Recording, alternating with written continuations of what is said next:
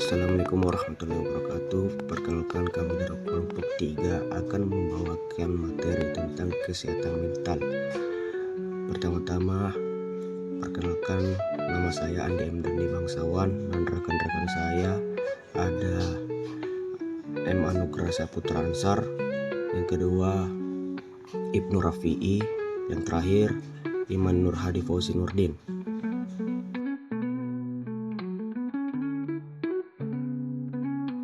Baik, yang pertama itu latar belakang.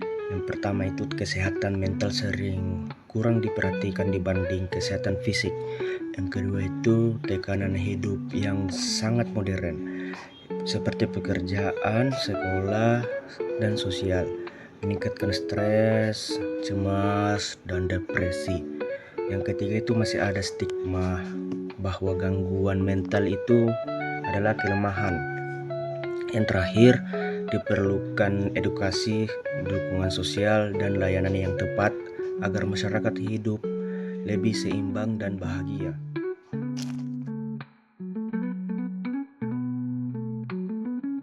Baik, selanjutnya rumusan masalah. Rumusan masalah yang pertama itu apa itu kesehatan mental, yang kedua faktor-faktor yang mempengaruhi kesehatan mental, yang ketiga dampak dan cara menjaga kesehatan mental. Di sini ada juga tujuannya. Yang tujuan yang pertama itu memahami pentingnya kesehatan mental, yang kedua mengetahui faktor-faktor dan dampaknya, yang ketiga menjelaskan solusi serta isu yang sedang terjadi di masyarakat.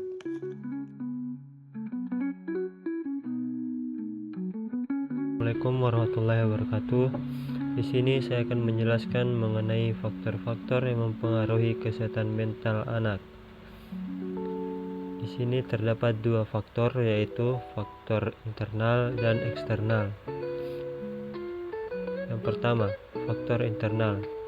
Faktor internal terdapat 3 poin, yaitu kepribadian, harga diri dan kesehatan fisik, kemampuan sosial dan emosional, dan tahap perkembangan usia. Maksud dari kepribadian, harga diri, dan kesehatan fisik ini, anak-anak yang mempunyai kepribadian yang buruk terkadang tidak disukai sama teman-temannya, sehingga timbullah rasa bersalah pada anak yang membuatnya menjadi lebih penakut dan lain-lain. Begitupun dengan harga diri. Anak-anak yang mempunyai harga diri tinggi cenderung lebih angkuh kepada teman-temannya, sehingga mungkin bakalan kurang mempunyai teman. Sedangkan maksud dari kesehatan fisik di sini, anak-anak biasa, contohnya anak-anak yang mempunyai kekurangan fisik biasanya tidak percaya diri pada dirinya karena mempunyai kekurangan, sehingga menjadi lebih pemalu dan lain-lain. Yang kedua yaitu kemampuan sosial dan emosional. Anak-anak biasanya, apalagi di masa anak-anak di sekolah, belum terlalu mahir mengontrol emosinya, sehingga terkadang jikalau bermain sama teman-temannya melampiaskan amarahnya kurang maksimal, sehingga pertemanan biasa menjadi buyar dan lain-lain. Dan ketiga yaitu tahap perkembangan usia. Seperti yang kita bahas tadi, anak-anak belum terlalu mahir melampiaskan emosionalnya, belum mempunyai kemampuan sosial, sehingga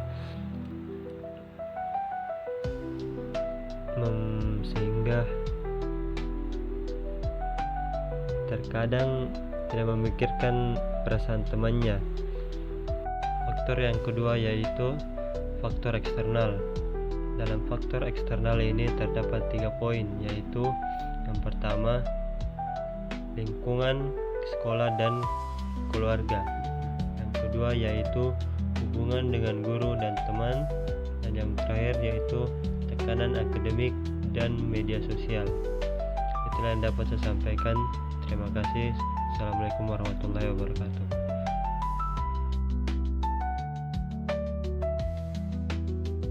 Saya akan menyampaikan materi dampak gangguan kesehatan mental serta solusi untuk mengurangi gangguan kesehatan mental.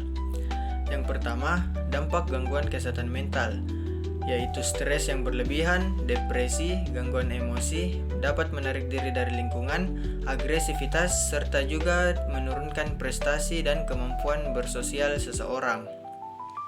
Yang kedua, solusi untuk mengurangi gangguan kesehatan mental yaitu 1. Edukasi dan kampanye kesadaran kepada masyarakat. Yang kedua, layanan konseling yang dilakukan di sekolah maupun di kampus. Yang ketiga, dukungan keluarga dan komunitas. Serta yang terakhir, promosi kesehatan mental berbasis komunitas. Baik, itu saja yang dapat saya sampaikan. Terima kasih.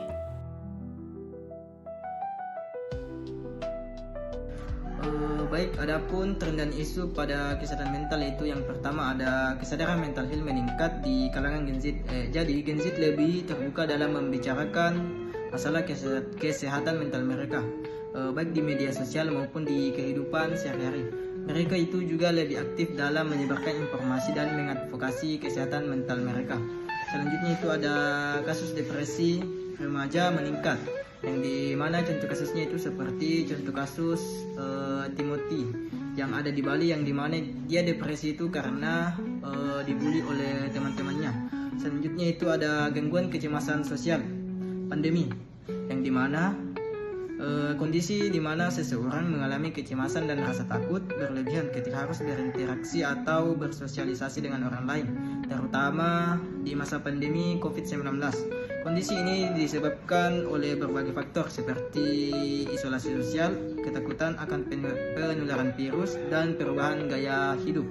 Baik, itulah tadi tren dan isu pada kesehatan mental.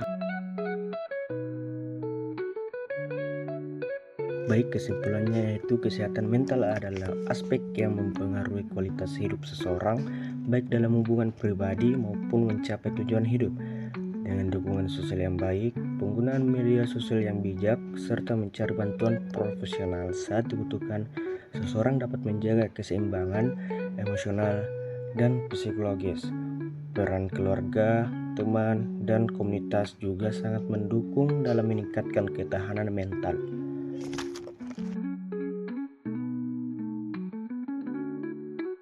Baik, di sini kami mempunyai saran. Perhatikan kesehatan mentalmu karena keseimbangan emosional adalah kunci untuk hidup yang lebih bahagia dan produktif. Jangan ragu untuk berbicara dan mencari dukungan saat merasa membutuhkan.